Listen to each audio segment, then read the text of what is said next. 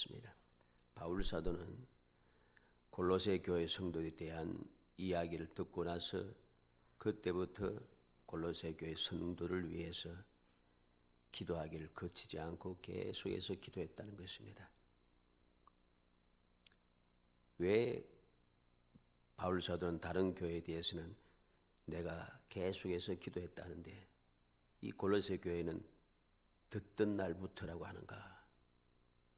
이 골로새 교회는 지난번에도 말씀드렸습니다만 바울 사도가 세운 교회가 아닙니다. 이 골로새 교회는 바울 사도가 3차 전도 여행을 하면서 에베소에서 3년 동안 집중적으로 전도 활동을 하고 있을 때 여기에서 예수 믿게 된 사람들이 주위로 흩어져 나가서 세운 교회 중에 하나입니다. 이 기간에 세워진 교회가 바로 골로새 교회, 라오디게아, 히에라볼리 교회 이러한 교회가 세워졌죠. 그리고 이 골로새 교회는 특히 에바브라에 의하여서 세워진 그런 교회입니다. 이 에바브라가 얼마나 열심히 했던지 에베소에서 바울 사도를 만나 예수 그리스도의 복음을 접하게 되고 예수 그리스도의 복음을 믿음으로 말미암아 그는 하나님의 복된 자녀로서 하나님의 복을 받은 믿음의 사람으로서의 삶을 그야말로 열심히 살아갔습니다. 그래서 바울 사도는 이 에바브라를 대해서 우리와 함께 종된 사랑하는 형제라 그렇게 부르기도 하고 그리스도 안에 있는 신실한 일꾼이라 그렇게 했습니다. 그리고 그리스도 예수의 종이라 그렇게 말하고 있는 것을 봅니다. 지금 바울 사도는 감옥에 갇혀 있습니다.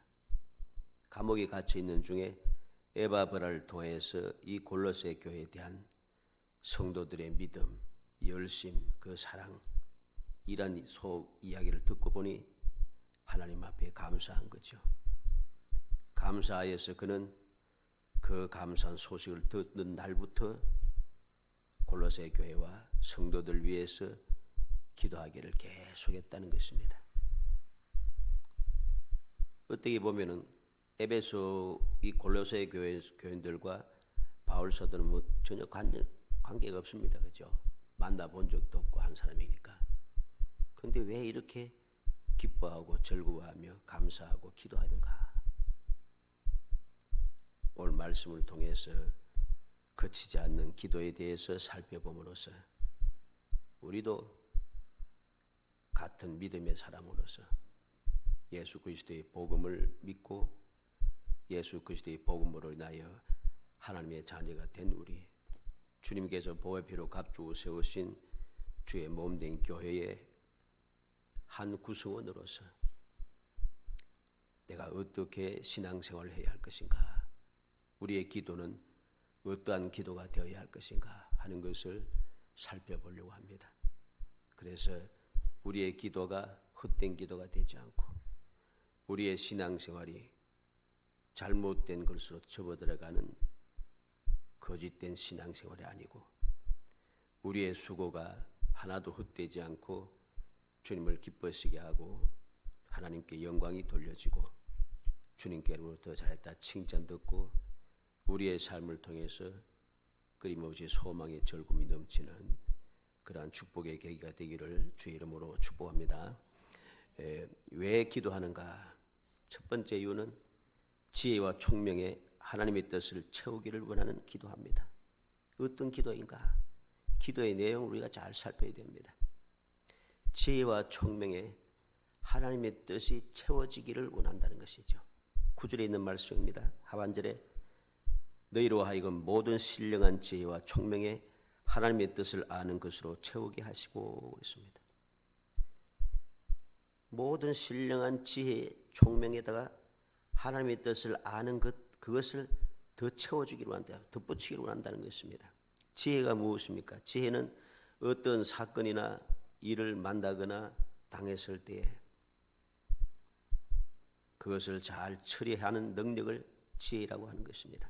다시 말해서 교훈을 잘 받아들이고 받은 교훈을 잘 사용한다는 것입니다. 이게 지혜죠. 그러면 총명은 무엇인가? 총명은 뭐 이해력 혹은 공감 능력을 말하기도 한데 분별력이라고도 하기도 합니다. 어떤 사건이나 일을 만나고 당했을 때 원인을 잘 깨달아내는 것, 이게 바로 총명입니다. 그래서 지혜와 총명을 붙여서 이야기하는 겁니다. 모든 신령한 지혜와 총명에. 그러니까 결국 무슨 말이겠습니까? 내가 하나님을 예수 그리스도의 복음을 듣고 예수 그리스도의 복음을 인하여서 하나님의 자녀 되어 신앙생활을 쭉 해가는 가운데 신앙생활 계속 해가는데 내가 어떤 일 무슨 일을 만나든지 어떤 사건을 만나든지 간에 그 모든 상황들 내게 좋든지 좋지 않든지 모든 상황 속에서 하나님의 뜻을 깨달아내는 것이죠. 분별력을 가져서 받은 그 분별력을 가지고 지혜롭게 즉 잘 교훈을 잘 받고 교훈을 받은 대로 올바르게 잘 사용하는 거죠. 여기에다가 무엇이 더 필요한가? 하나님의 뜻이 필요하다는 것입니다. 모든 신령한 지혜와 총명을 가지고 있다 할지라도 하나님의 뜻을 알지 못하면 잘못 이해하고 잘못된 방향으로 모든 일을 처리하게 되고 결국은 모두에게 유익하지 못하고 오히려 해가 되는 그런 일들이 수없이 일어납니다. 예를 들어서 신약시대에 예수님 당시에 사도계인들 보세요. 사도계인들은 믿는다고 하는 사람이 신앙인, 요새 말하면 이제 교인인데 세속화되었어요. 완전히 세상에 물들어 버렸다는 것입니다. 다른 말로 하면 현실주의자이죠. 그리고 바리새인들도 있습니다. 사두개인들의 반대가 바로 이 바리새인들 아닙니까? 바리새인들은 무엇입니까? 이들도 역시 믿음의 사람들입니다. 그런데 무엇이 문제입니까?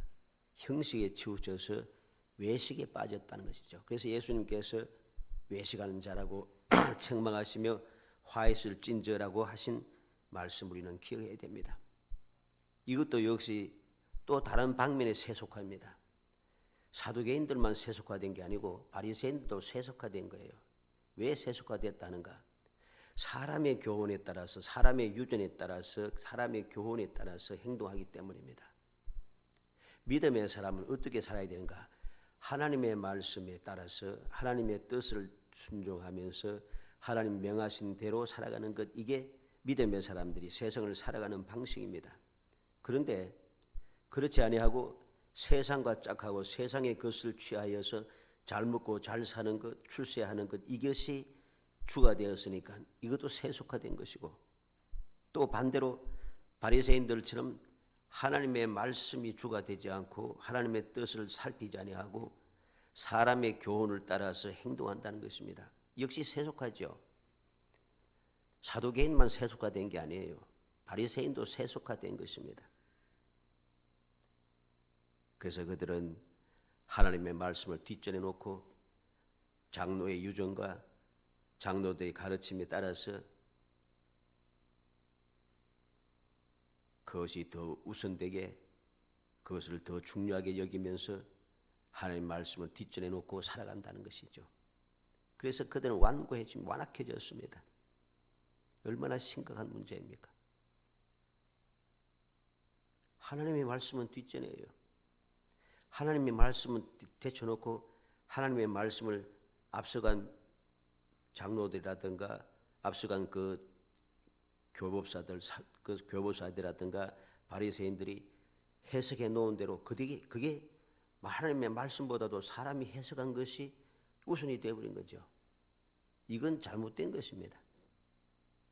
이게 바로 하나님의 뜻을 알지 못하고 하나님의 뜻이 없는 지혜와 총명을 가진 사람들의 문제인 것입니다. 더군다나 여기 무엇이 더 심각한 문제가 있는데 모든 신령한 지혜와 총명이 있습니다. 일반적인 지혜와 총명이 아니고 신령한 지혜와 총명이 있습니다. 무슨 소리겠어요? 쉽게 말하면 이단이죠. 신령한 믿음의 신령한 지혜와 총명을 가지고 있는데 이게 잘못된 거예요. 하나님의 말씀과 뜻에 따라서 알고 있는 그러한 것이 아니라 마귀의 종로를 타고 거짓 사도들, 거짓 선지자들, 거짓 교사들, 적그리스도들, 이러한 사람들의 미혹에 빠지던 것을 말하죠.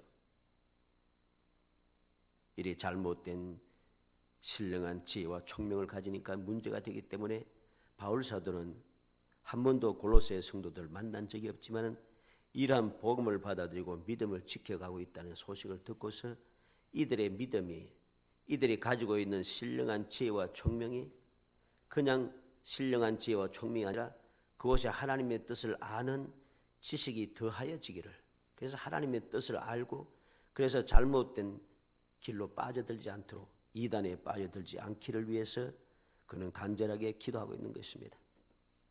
기도와 말씀이라든가 신앙생활, 이 모든 것들이 다 나 혹은 우리 중심이 아니라 오직 하나님 중심이 되어야 한다는 그런 말씀이죠. 우리가 원하는 것이 아니라 하나님께서 원하시는 것이 무엇인가를 찾아내고 그것을 구하고 그대로 행해야 되는 것, 이것이 올바른 신앙생활인 것입니다. 그래서 모든 신령한 지혜와 총명에 하나님의 뜻이 채워지기를 그는 간절하게 원하고 있습니다. 가장 첫 번째로 기도의 제목이었죠. 가장 첫 번째 하는 기도 제목입니다. 그만큼 중요하다는 것이죠. 누가복음 10장 21절에 보면 그때 예수께서 성령으로 기뻐하시며 이르시되 천지의 주제이신 아버지, 이것을 지혜롭고 설계 있는 자들에게 숨기시고 어린 아이들에게 나타내심을 감사합니다. 옳소이다. 이렇게 된 것이 아버지의 뜻이니다. 그랬습니다. 요한복음 6장 39절로 40절에는 나를 보내신 이의 뜻을 행하리 함이라. 나를 보내신 이의 뜻은 내게 주신 자 중에 내가 하나도 잃어버리지 아니하고 마지막 날에 다시 살리는 것이니라. 내 아버지의 뜻은 아들을 보고 믿는 자마다 영생을 얻는 이것이니라. 마지막 날에 내가 이를 다시 살리리라. 하나님 아버지의 뜻이 무엇인가? 믿음의 사람들을 다시금 살리는 것, 영원한 생명에 이르게 하는 것, 이게 하나님의 뜻이라는 것이죠. 그리고 로마서 12장 2절에는 너희는 이 세대를 본받지 말고 오직 마음을 새롭게 함으로 변화를 받아 하나님의 선하시고 기뻐하시고 온전한 뜻이 무엇인지 분별하도록 하라. 하나님의 선하시고 기뻐하시고 온전한 뜻을 분별해야 합니다. 하나님의 뜻을 알아야 한다는 거죠. 그리고 에베소서 5장 17절에는 어리석은 자가 되지 말고 오직 주의 뜻이 무엇인가 이해하라. 주의 뜻이 무엇인가를 이해해야 한다는 것입니다. 자, 이렇게 하나님의 뜻을 알고 주의 뜻을 알고 주의 뜻을 이해해야 되는데, 이렇게 하는 것이 과연 이 하나님의 뜻, 주님의 뜻이 무엇이냐 하는 겁니다. 신명기 5장 29절에 보면 그들이 항상 이 같은 마음을 품어 나를 경외하며 내 모든 명령을 지켜서 그들과 그 자손이 영원히 복받기를 원하노라. 하나님께서 원하시는 것이 무엇입니까? 출애굽한 이스라엘 백성들을 호렙산에서 처음으로 만났습니다.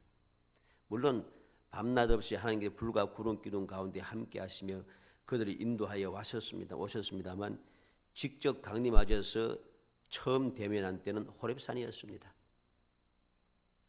그때 하나님께서 처음 대면한 이스라엘 백성들이 뭐라고 했습니까? 하나님께서 강림하신 것을 볼 때 불이 있고 연기가 나고 나팔 소리가 들리고 땅이 진동하고 하니까 너무나도 두려웠어요.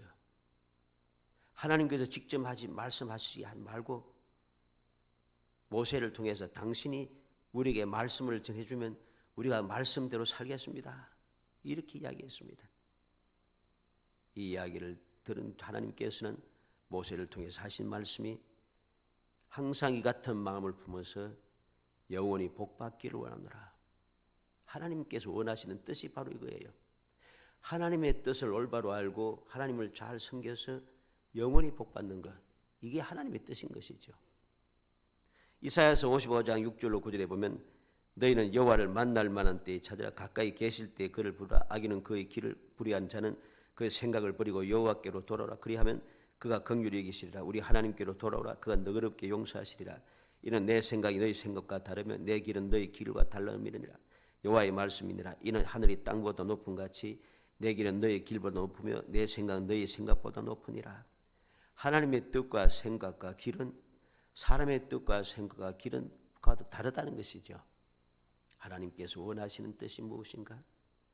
그들에게 복을 주시고 그들에게 긍휼을 베푸시고 그들을 인도하시고 그들을 만나주시고 그대의 기도를 들으시고 이게 하나님의 뜻이었어요. 그래서 무엇이라고 합니까? 돌아오라 합니다. 돌아오라 합니다. 하나님의 뜻은 지금도 변함없이 세상으로 갔던 것, 죄의 뜻에 어긋난 길로 갔던 죄악 길로 갔던 것을 돌이켜서 하나님께로 다시 돌아오는 것이고, 돌아오는 것을 하나님께서는 기뻐하셔서 바로 그러한 사람들에게 복을 주실 것이라고 약속하셨습니다. 마태복음 8장 3절에 예수께서 손을 내밀어 그에게 대시며 이르시되 내가 원하노니 깨끗함을 받으라 하시니 즉시 그의 나병이 깨끗하여진지라. 주님의 뜻이 무엇입니까? 주님께 나온 모든 병든 자들이 깨끗함을 받는 것, 이게 주님의 뜻이었어요. 그래서 주님께 나왔던 모든 병든 자, 귀신 들린 자, 여러 가지 낙심한 자들, 또 주님께 따로 주님을 따라다니다가 굶주린 자들, 이들을 위해서 주님께서 무엇을 하셨습니까? 그들 치료하여 주시고 마귀의 그에서 해방시켜 주시고 그들에게 소망의 말씀을 전하여 주시고, 얼마나 소망의 말씀이 그들의 마음에 와닿았는지 주님께서 모든 말씀을 마치신 뒤에 모든 백성이 놀랐다고 합니다. 왜? 저희 서기관과 바리새인들과는 다르다는 것이죠. 그 말씀이 마음에 닿고 소망이 넘치게 되었습니다. 이게 바로 주님의 뜻입니다. 우리는 이 놀라운 하나님의 뜻을 마음에 새기기 위해서 내가 가진 지혜와 총명에 하나님의 뜻을 더 붙여서 더 잘 알게 하기 위해서 우리는 기도하고 또 기도해야 합니다. 모든 신령한 지혜와 총명을 가졌다 할지라도 그곳에 하나님의 뜻이 없으면 그것은 나에게 큰 해가 됩니다. 주위의 사람들에게도 큰 해가 됩니다. 이러한 잘못된 지혜와 총명 때문에, 하나님이 뜻이 없는 곳, 이러한 지혜와 총명 때문에 얼마나 많은 사람들이 오늘도 멸망을 향하여 달려가고 멸망에서 벗어나지 못하고 영원한 멸망에 빠져들고 있는지, 자기 자신뿐만 아니라 주위의 사람들까지 얼마나 해롭게 하는지 우리는 우리의 주위에서 너무나도 많이 살펴볼 수가 있습니다. 왜 이 바울 사도가 하나님의 뜻을 채우기를 원하는 기도를 제일 먼저 했는가? 이 사실을 우리가 기억해야 할 것입니다. 두 번째는 주께 합당하게 자라서 모든 능력으로 능하게 되고 하나님의 기쁨이 되기를 원하는 기도를 드렸습니다. 10절에 있는 말씀입니다. 주께 합당하게 행하여 범사에 기뻐지게 하고 모든 선한 일에 열매를 맺게 하시며 하나님을 아는 것에 자라게 하시고 그의 영광의 힘을 따라 모든 능력으로 능하게 하시며 기쁨으로 모든 견딘과 오래 참음에 이르게 하시고 그랬습니다. 범사의 주를 기쁘시게 한다. 주께 합당하게 행하여 범사에 기쁘시게 하고. 바울 시대의 기도가 무엇입니까? 이 세상에 살아가는 동안에 살아가는 모든 삶 자체가 하나님을 기쁘시게 하는 삶이 되기를 원하는 거지요. 하나님을 기쁘시게 하기 위해서는 무엇이 필요합니까? 열매가 필요합니다. 그래서 모든 선한 일에 열매를 맺게 하시며 그런 겁니다. 선한 열매를 많이 맺어야지 하나님께 영광이 되기 때문에, 기쁨이 되기 때문이죠. 그리고 이런 선한 열매를 많이 맺기 위해서는 무엇이 필요합니까? 하나님을 아는 것에 자라게 하시고 하나님의 뜻을, 하나님의 그 아는 지식이 자꾸만 많아져야 됩니다. 하나님의 뜻을 많이 알면 알수록 우리는 더 많은 은혜를 받게 되고 더 많은 열매를 거두게 된다는 것이죠. 그래서 더 많은 열매를 거두게 되면 그만큼 더 주님을 기쁘시게 하는 역사가 나타나는 것이죠. 그리고 또 더하여서 모든 영광의 힘을 잘 사용하기를 원하는 것입니다. 그래서 11절에 그의 영광의 힘을 따라 모든 능력으로 능하게 하시며 그랬습니다. 이 순서가 다 이유가 있는 거예요.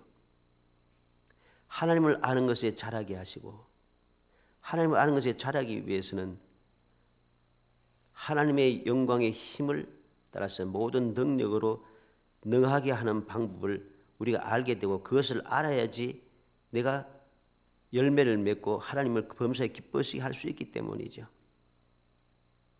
그리고 기쁨으로 모든 견딘과 오래 참음에 이르게 하시고, 이 모든 것이 다 있어야만이 우리가 어떤 일을 다 만나도 세상을 살아가면서 생각지도 못했던 일, 상상하지도 못했던 일이 자꾸만 급작스러운 일이 자꾸만 생겨도 얼마든지 견뎌낼 수 있는 것이죠.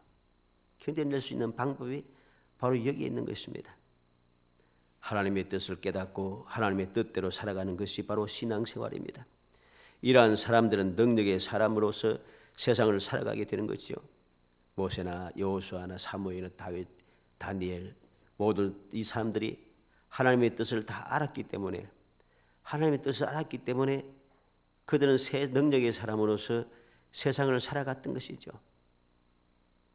하나님의 뜻을 확신한 베드로와 사도들은 사람의 말 듣는 것보다 하나님의 말씀 듣는 것이 옳다고 그들은 주장하고, 우리가 보고 들은 것을 말하지 않을 수 없다고 담대히 말할 수 있었습니다. 하나님의 뜻을 확신하였던 바울은 죽는 것도 각오하였다고 담대히 외칠 수 있었습니다. 어떻게 그럴 수 있었습니까? 이 모든 능력은 바로 하나님을 주님께 합당하게 잘 자랐기 때문이고, 그래서 하나님께 주시는 능력으로 능하게 되었기 때문이고, 그렇게 주님이 능한 삶을 삶으로 하나님의 기쁨이 되었기 때문입니다. 그래서 바로 이렇게 기도하는 것이죠. 알면 알수록 하나님의 뜻에 잘 맞추어 살 수 있습니다. 아는 만큼 보인다고 했고, 아는 만큼 할 수 있다고 했고, 아는 만큼 누린다고 했습니다. 모르면 안 되는 거예요. 우리는 믿음하고는 조금 다른 이야기입니다만은, 이제 보면은 정부에서 또 각 지자체에서 주민들을 위해서 준비한 무슨 조건들이 많다고 해요. 뭐 보조금이라든가 여러 가지 지원하는 것들이 많은데, 이걸 아무도 잘 몰라서 누리지 못한다는 거죠. 이걸 어떻게 아는지 전국에 있는 그 모든 것을 다 찾아가지고선 알아갖고는 이 정리를 해갖고 그 인터넷에 올리는 사람들이 또 있더라고요. 보니까 이렇게 하면 돈을 받고, 이렇게 하면 지원을 받고, 이렇게 하면 뭐 하고, 이러고 보면은 별거 아닌다 싶은데도 이게 쌓이고 쌓여서 모든 것이 풍성해지는 거죠. 이 외에도 그런 건 사소한 것이고, 우리가 이 외에도 여러 가지 이 세상에 일어나는 좋지 못한 일들도 그렇습니다만은, 몰라서 일반 사람들 못하는데 아는 사람들은 이게 딱 설명을 하자마자, 광고를 하자마자 이미 우리가 알고 들어가면 끝났어요. 다른 사람이. 왜? 아는 사람이 다 거둬가 버렸기 때문이죠. 알면 알수록 아는 만큼 내가 누릴 수 있다는 것이죠. 좋은 일은 아닙니다만, 그러나 신앙의 생활도 마찬가지입니다. 우리가 하나님의 뜻을 알면 알수록, 하나님께 우리에게 원하시는 것이 무엇인가 알면 알수록, 하나님이 기쁘시게 하고 하나님을 영광스럽게 하는 것이 무엇인가 알면 알수록 내가 더욱더 주님의 뜻에 합당하게 주님 기쁘시게 하는 삶을 살게 되고, 그렇게 하면 할수록 더 많은 은혜를 누리게 되는 거죠. 그래서 예레미야 9장 24절에 자랑하는 자는 이것으로 자랑할지니 곧 명철에 날 아는 것과 나 여호와는 사랑과 정의와 공의를 땅에 행하는 자인 줄 깨닫는 것이라. 나는 이 일을 기뻐하노라. 여호와의 말씀이니라. 하나님께서 무엇을 원하시는가? 세상의 능력과 지혜와 권능과 재물을 원하는 것이 아니라 했습니다. 하나님을 아는 것, 이것을 하나님께서는 원하신다는 거죠. 왜 하나님을 아는 것을 원하신다 했습니까? 하나님은 사랑과 정의와 공의를 땅에 행하는 분이라는 것이죠. 사랑과 정의와 공의를 땅에 행한다는 말씀이 무슨 말입니까? 하나님께서 원하시는 대로 살아가면은 바로 사랑과 정의와 공의를 행하시는 하나님께서 우리에게 더 풍성한 사랑을 베풀어 주시고, 우리를 위해서 더욱더 정의롭게 행하여 주시고, 우리를 위해서 공의롭게 모든 것을 내게 유익하게 이행해 주신다는 것이죠. 바로 이것을 하나님께서는 기뻐하신다고 예레미야 선지자를 통해서 말씀하고 있는 것입니다. 호세아서 6장 6절에 나는 인애를 원하고 제사를 원하지 아니하며 번제보다 하나님을 아는 것을 원하노라. 하나님께서는 제사를 드리는 것보다 더 원하는 것이 무엇입니까? 인내를 원하고 하나님을 아는 것을 원하신다고 하십니다. 왜? 하나님의 뜻, 즉 하나님을 알지 못하고서야 내가 제사를 아무리 많이 들어봐야 소용없기 때문이죠. 아무리 많은 제사를 드리고 많은 제물을 드린다 할지라도 하나님 대해서 전혀 모르면 우리는 결코 그 모두 했던 것이 다 헛수고가 되는 것이기 때문입니다. 빌립보서 3장 8절에 모든 것을 해로 여기면 내 주 그리스도 예수를 아는 지식이 가장 고성하기 때문이라 내가 그를 위하여 모든 것을 잃어버리고 배설물 여기면 그리스도를 얻고, 바울 사도는 예수님을 만나고 나서 가장 중요하고 가장 고성하게 묻은 것이 무엇인지 예수 그리스도를 아는 지식이 가장 고성하다 했습니다. 그것 때문에 가장 고성한 예수 그리스도에 대한 지식을 내가 항상 간직하고 알기 위해서 세상에 있는 모든 것을 다 잃어버려도 좋다는 것이죠. 세상의 모든 것을 배설물로 여긴다는 것입니다. 왜? 예수 그리스도가 가장 소중하다는 것이죠. 베드로서 3장 18절에 오직 우리 주 예수 구주 예수 그리스도의 은혜와 그를 아는 지식에서 자라가라. 영광이 이제와 영원한 날까지 그에게 있을지어다. 베드로 사도는 미혹되어 믿음에서 떨어지지 않도록 삼가 조심하라고 했습니다. 그러면서 그들 위해서 간절한 간구와 소원이 무엇입니까? 예수 그리스도의 은혜와 예수 그리스도를 아는 지식, 이게 점점 자라기를 원한다는 것이죠. 그래야만이 미혹되지 않고 믿음에서 떠나가지 않고 믿음을 지켜서 약속된 놀라운 축복을 누릴 수 있기 때문입니다. 우리는 기억해야겠습니다. 바울 사도가 두 번째로 원하는 기도가 무엇이었는가? 주님께 합당하게 자라서 주님께 주시는 모든 능력으로 능하게 사용하면서 하나님의 기쁨이 되는 성도가 되기를 원했다는 것입니다. 마지막 세 번째로 하나님 아버지의 은혜에 감사하기를 기도했습니다. 12절에 우리로 하여금 빛 가운데서 성도의 기업의 부분을 얻기에 합당하게 하신 아버지께 감사하게 하시기를 원하노라. 왜 감사합니까?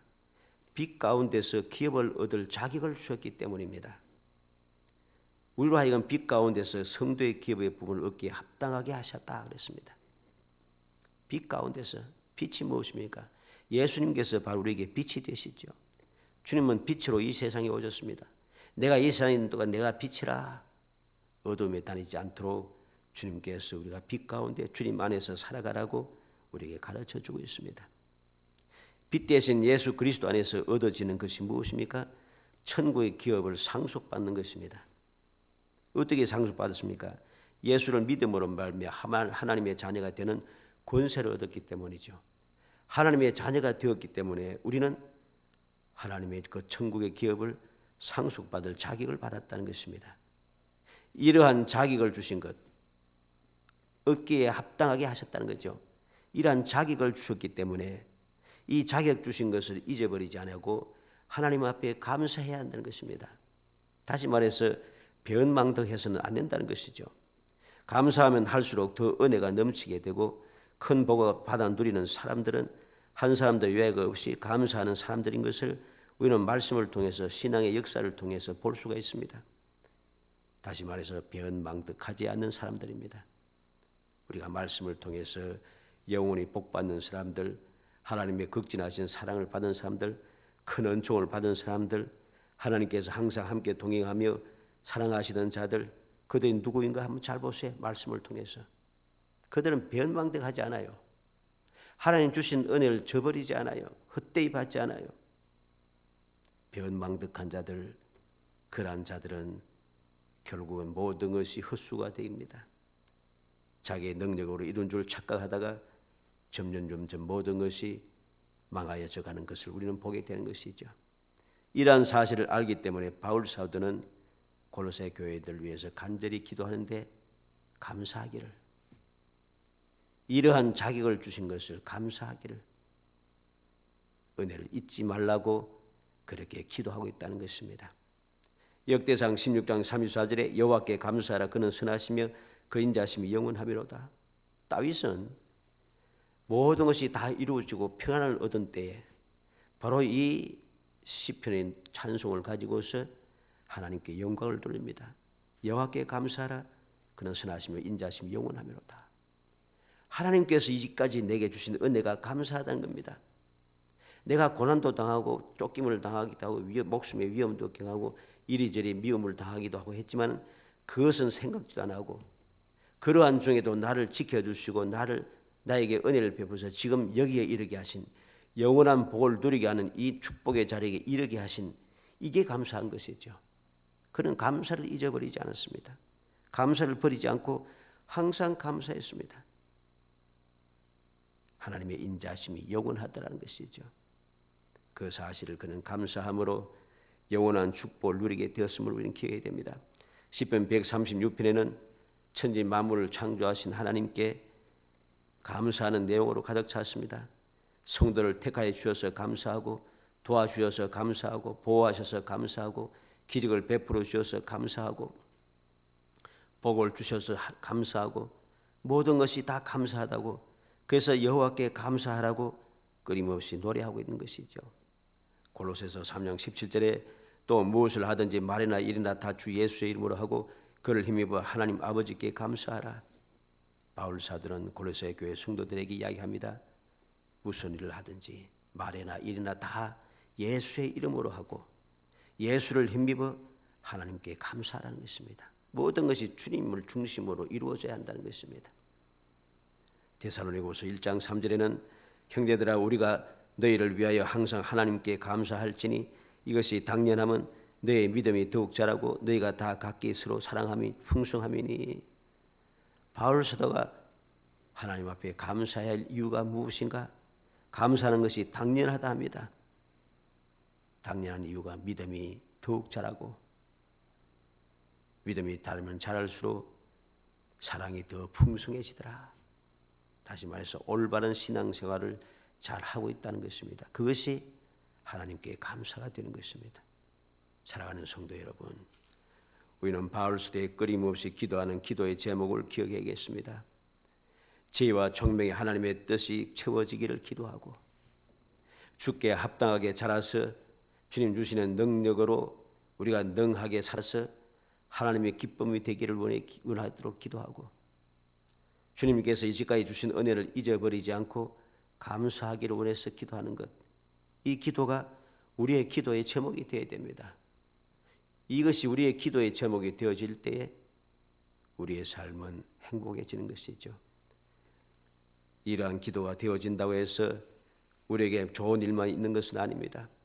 힘든 일도 있고 답답한 일도 있고 슬픈 일도 있고 괴로운 일도 있습니다. 그러나 그 모든 것이 합력하여 내게 선을 이룬다는 것이죠. 이 사실을 알기 때문에 믿음의 사람들은 이렇게 기도하고 그리고 감사하게 되는 것입니다. 그래서 13절로 14절에 그가 우리를 흑암의 권세에서 건져내사 그의 사랑의 아들의 나라로 옮기셨으니 그 아들 안에서 우리가 속량 곧 죄의 사함을 얻었도다. 이렇게 기도하며 감사하는 이유가 분명합니다. 흑암의 권세에서 우리를 건져내었다는 것, 그리고 사랑의 아들의 나라로 옮기셨다. 천국으로 우리를 옮겨주셨다는 것, 그리고 예수 그리스도 안에서 우리 죄가 사함을 받았다는 것. 그래서 우리는 이러한 기도를 하고 결론적으로 모든 것을 하나님 앞에 감사할 수밖에 없다는 것입니다. 이 놀라운 비결을 깨달은 바울 사도는 평생을 살아가면서 어떻게 기도하고 어떻게 감사합니까? 약한 것을 자랑하니라. 먹든지 마시든지 무엇을 하니 다 하나님의 영광을 위해서 살 것이라고 일체의 비결을 배웠다고 합니다. 능력 주신 자 안에서 모든 것을 할 수 있다고 담대하게 외칩니다. 세상을 넉넉하게 이긴다고 그는 두려워하지 않습니다. 모든 것이 합력하여 선을 이룬다고 그는 감사하고 있습니다.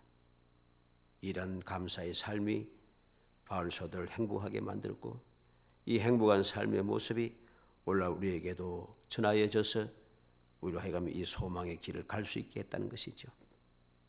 어찌하든지 우리 모든 성도들이 이 아침에 바울 사도의 간절한 기도의 제목을 마음에 새겨서 우리의 기도가 바로 이러한 기도가 되어서 우리의 하는 기도가 헛되이 사라지지 아니하고 하나님의 거신 은혜, 주님의 능력, 주님의 사랑의 역사, 이 모든 것이 끊임없이 나와 함께하여서 금년 우리에게 약속하신 말씀대로 하나님의 기적을 체험하며 하나님께 존귀하신 이름이 여호와시다. 약속한 것은 반드시 이루시는 전능하신 하나님이시다 라고 하는 것을 끊임없이 체험하며 깨닫고 감사함으로 이 세상을 행복하게 살아가는 복된 성도이 되시기를 주의 이름으로 축복합니다. 은혜 감사합니다. 사랑하여 주셔서 택하여 주시고 택한 저희들로 하여금 주님의 은혜를 잊지 않고 기억하게 하시사 모든 것을 감사하며 하나님께 영광 돌리며 주님 주시는 능력을 행하며 끊임없이 복된 삶을 이어갈 수 있도록 해 주심을 감사합니다. 믿음을 주옵소서. 지혜와 총명을 더하여 주옵소서.